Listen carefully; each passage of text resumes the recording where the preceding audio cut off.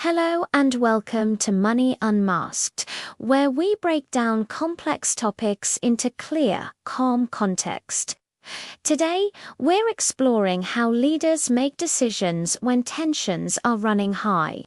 We'll look at why a leader might choose not to escalate a situation even when the pressure is on. This is a neutral analysis, focusing purely on the strategic thinking behind major international decisions. First, let's talk about self-assessment.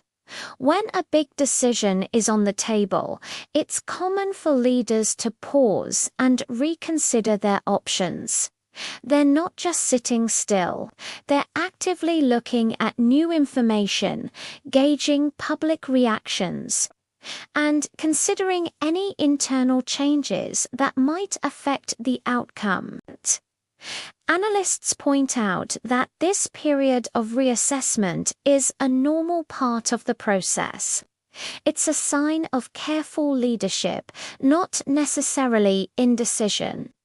This deliberate pause often leads to a more measured and thoughtful approach, preventing rash actions that could have unintended consequences. Next, let's address what some call strategic ambiguity. Sometimes, when a leader hesitates or seems to be sending mixed signals, the public might interpret it as a clever head fake or a hidden strategy. However, experts often explain that what looks like a complex maneuver is usually just standard government procedure. Governments routinely create contingency plans for multiple scenarios. They prepare for possibilities A, B, and C.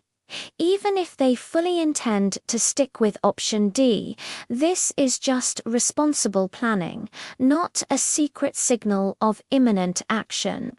It ensures they are ready for anything without committing to a specific path. So what's the biggest reason leaders step back from the brink? It's often about avoiding unnecessary escalation and the chain reaction it could trigger. Any major action can create massive ripple effects. It could disrupt regional stability, strain international partnerships, and cause serious economic harm. Most importantly, it puts public safety at risk. When faced with these potential consequences, leaders often weigh the costs and benefits very carefully. More often than not, they conclude that caution is a much wiser path than direct confrontation, especially when the stakes are so incredibly high. Another critical factor is what's happening inside the country itself. Internal conditions play a huge role in a leader's decision-making. If a nation is already dealing with internal political pressure, economic strain, or widespread public dissatisfaction, a leader might decide that external action isn't needed. Analysts often note that these internal dynamics can be powerful agents of change on their own. Sometimes, the most effective strategy is to let those internal pressures play out, without adding more fuel to the fire from the outside. Every situation is unique, and experts agree that making predictions is impossible. Some moments feel more intense and uncertain than others, but the long-term outcomes are never guaranteed.